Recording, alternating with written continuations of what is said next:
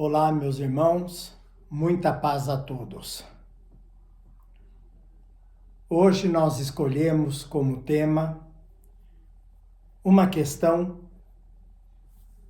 um título, melhor dizendo, de O Livro dos Espíritos, no que se refere à escolha de provas. Porque temos observado entre os espíritas e entre os frequentadores de casas espíritas uma tendência à fatalidade. Se tornam pessoas fatalistas, achando, acreditando e, pior, atribuindo às situações do dia a dia provas para a evolução. Então vamos começar explicando o seguinte: Deus criou todas as leis universais que existem. A cada um de nós cabe escolhermos qual delas devemos aplicar, devemos seguir. Uma coisa é certa: o sofrimento é o melhor caminho para a evolução, porque através dele depuramos as nossas tendências, deixamos de lado as nossas angústias, modificamos o nosso pensar, o nosso sentir, o nosso agir. Mas tem um detalhe: o que é prova e o que é fatalidade? Simples. Todas as coisas que nos acontecem no dia a dia são fatalidades. Por exemplo, estamos andando na rua, olhando o celular, que se tornou um hábito da maioria das pessoas, pisamos em falso, caímos, quebramos o pé ou a perna, nos machucamos, enfim. E aí dizemos: tinha que acontecer. Não, não tinha não. Isso daí é pura falta de organização. É pura falta de observação das coisas. Também há uma coisa interessante. Vamos dizer que estamos andando numa calçada, estamos indo bem. De repente tem um desnível na calçada. Caímos e vamos dizer que tínhamos que passar por aquilo, que era do nosso karma. Não era. Nos damos mal com os amigos, com os familiares. Dizemos que é karma. Não era. Nos damos mal com o trabalho. Não é karma. Estamos naquele trabalho por opção, porque queremos. Ninguém nos obrigou.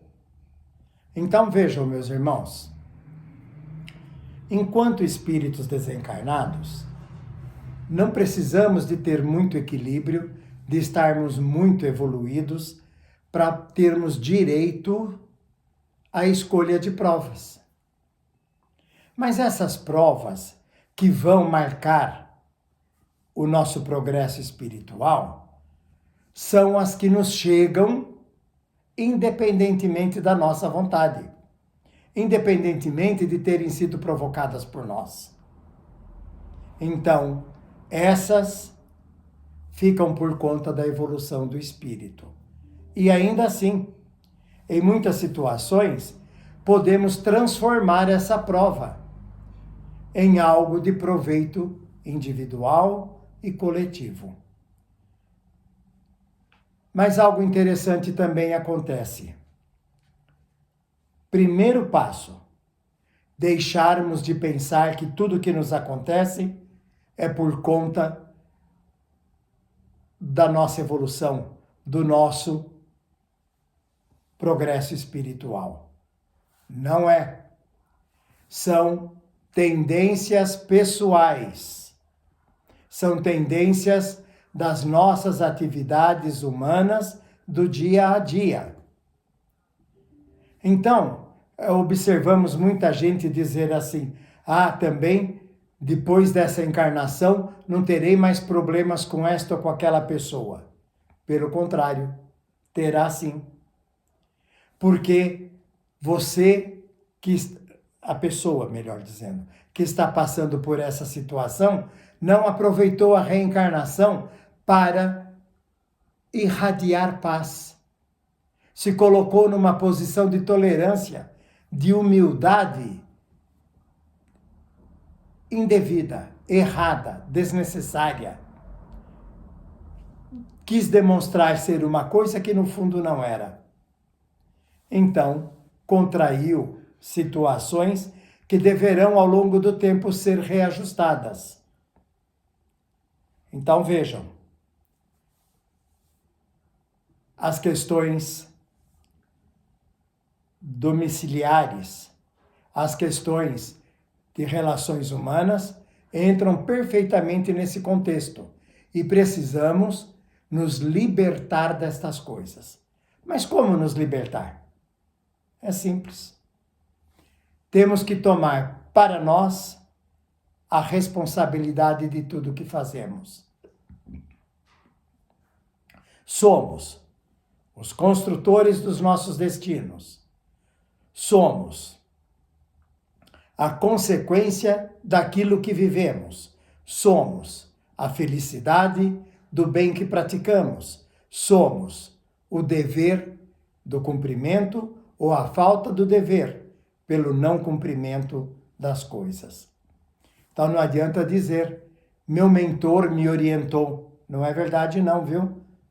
Não se deixe levar por esse engano. Isso é uma forma de jogar nas costas dos espíritos a nossa responsabilidade. Os espíritos nos observam e sabem perfeitamente que estamos utilizando de subterfúgios e nos escoramos na questão do eu tinha que passar por isto. Não é verdade. Vamos imaginar que estamos no trânsito e alguém quer brigar conosco. Só vamos brigar se quisermos.